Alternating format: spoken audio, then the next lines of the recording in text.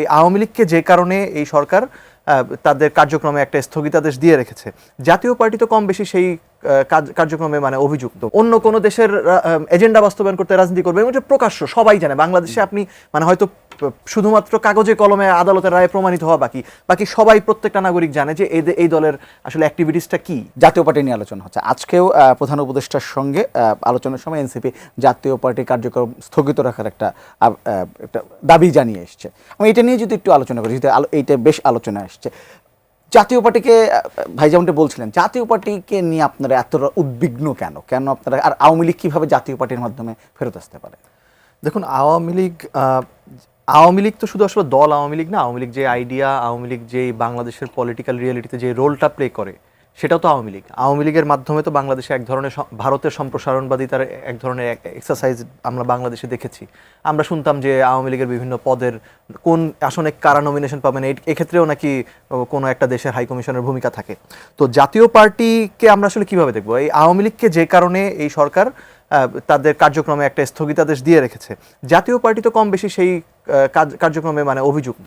তারা কিভাবে এক একটা নির্বাচন, যে নির্বাচনগুলোতে অন্য কেউ যায়নি, তারা সেই নির্বাচনগুলোতে গেছে, যে ওই নির্বাচনগুলোকে এক ধরনের বৈধতা দিয়েছে, এক ধরনের একটা নাটুকে পার্লামেন্ট হয়েছে তাদেরকে নিয়ে। আবার বিরোধী দলে থেকে তারা মন্ত্রী হয়েছে। আমরা কিছুদিন আগে দেখছেন জাতীয় পার্টির এখন এই যে শামীম হায়দার পাটোয়ারি, ওনার পোস্টার রয়েছে যে আওয়ামী লীগ ও জাতীয় পার্টি মনোনীত প্রার্থী। তো আওয়ামী লীগ থেকে আসলে জাতীয় পার্টিকে খুব বেশি আলাদা করে দেখার সুযোগ আছে কিনা? আমাদের মনে হয় যে এই জায়গাটা নাই, কারণ তারা একসাথেই কাজ করেছে।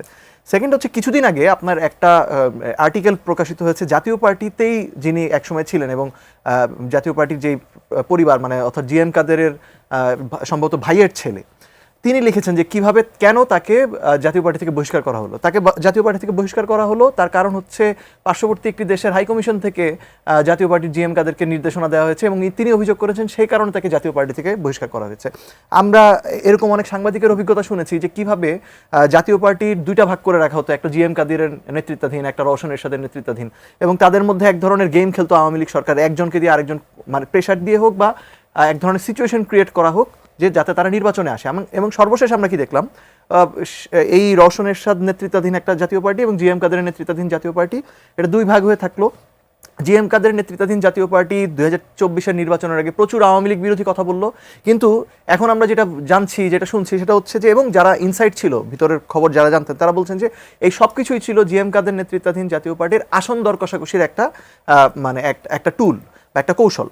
তো ওইভাবে যারা বাংলাদেশে রাজনীতি করে, যারা এখানে আমাদের সার্বভৌম মানে ধরেন যে কোনো রাজনৈতিক ব্যক্তিত্ব, যে কোনো ব্যক্তি, একবারে সাধারণ বাংলাদেশের নাগরিক, তার সংবিধান অনুযায়ী এই দেশে তার রাজনৈতিক অধিকার রয়েছে, সভা সমাবেশ করার, নির্বাচন করার অধিকার রয়েছে। এখন অধিকারের সীমানা কতটুকু?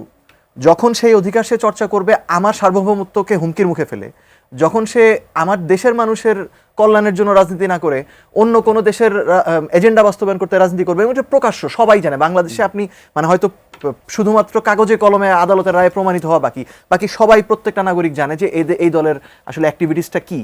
এইরকম বাংলাদেশ বিরোধী একটা দল, তাদেরকে আপনি আমি আই এগ্রি যে যারা বলতে চান যে সকলেরই তো আসলে রাজনৈতিক অধিকার আছে, তো রাজনৈতিক অধিকারের তো একটা লিমিটেশন আছে। আপনি তো এখন হিজবুত তাহরিরকে এসে বাংলাদেশের রাজনীতি করার অধিকার দিচ্ছেন না, নিশ্চয়ই কোনো না কোনো কারণ আছে যে কারণে ওই ব্যক্তিদের আপনি রাজনৈতিক অধিকারটা লিমিট করতেছেন। ঠিক একই ঘটনা তো জাতীয় পার্টির ক্ষেত্রে প্রযোজ্য। এবং আমরা এখন আরেকটা ইন্টারেস্টিং বিষয় হচ্ছে, যেই দলের আসলে ওইভাবে সাংগঠনিক অত বিস্তারও নাই, বা যেই দল আসলে অত গুরুত্বপূর্ণ হয়তো না বাংলাদেশের রাজনৈতিক প্রেক্ষাপটে, ওই দল নিয়ে হঠাৎ করতে এত নাড়াচাড়া কেন শুরু হলো? কেন আবার ওই দলের মধ্যে দুভাগ হয়ে যাওয়া শুরু হলো? এবং আমরা খুবই অ্যালার্মিংলি দেখছি যে গণ অধিকার পরিষদের সভাপতি নুরুল হক নূরের উপর যেরকম বর্বরভাবে যে আক্রমণটা চালানো হলো, ওইখানে তো দুটো দলের কর্মীরা জড়িয়েছিলেন, মানে দুইটা পার্টি তো ছিল। কেন শুধুমাত্র গণ অধিকার পরিষদের সভাপতির উপরেই বা গণ অধিকার পরিষদের নেতৃবৃন্দ তারা যখন সংবাদ সম্মেলন করছিলেন, তখন কেন তাদের উপর আক্রমণটা হলো? এবং আমরা যেসব ভিডিও দেখেছি, এটা তো খুবই অ্যালার্মিং। এখানে তো তারা প্রভোক করেননি, এখানে তো মনে হচ্ছে যে খুবই একটা আক্রোশ নিয়ে তাদের উপর এই কাজ করা হচ্ছে। কিন্তু জাতীয় পার্টির কারোর সাথে তো আমরা এরকম কিছু করতে দেখলাম না। জাতীয় পার্টির নেতৃবৃন্দ তো এখানে উপস্থিত ছিলেন, এবং গণ অধিকার পরিষদ নেতৃবৃন্দের অভিযোগ বা দাবি যে ওইখানে জাতীয় পার্টির একেবারে শীর্ষ নেতৃত্ব উপস্থিত ছিলেন।